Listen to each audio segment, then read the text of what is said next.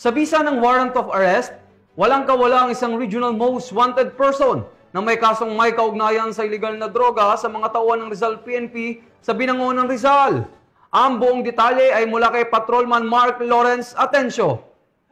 Isang regional most wanted person sa pinagsanib na puwersa ng Antipolo Component City Police Station, CIDG Rizal Provincial Field Unit at Regional Mobile Force Battalion 4A sa Binangonan, Rizal nito lamang Oktubre 1, taong kasalukuyan. Kinilala ang sospek na si alias Jojo, pawang residente ng Barangay Kalumpang, Binangonan, Rizal. Naaresto ang sospek sa bisa ng warrant of arrest para sa kasong paglabag sa Republic Act 9165 o Comprehensive Dangerous Drug Act of 2002 na inalabas ng Regional Trial Court Branch 68 Binangonan, Rizal. Ang Rizal Police Provincial Office ay patuloy na magsasagawa ng operasyon laban sa mga taong may pagkakasala sa batas upang mapanatili ang kaayusan at ligtas na komunidad.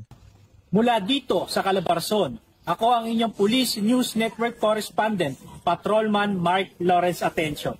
Alagad ng batas, tagataguyod ng balitang pulis.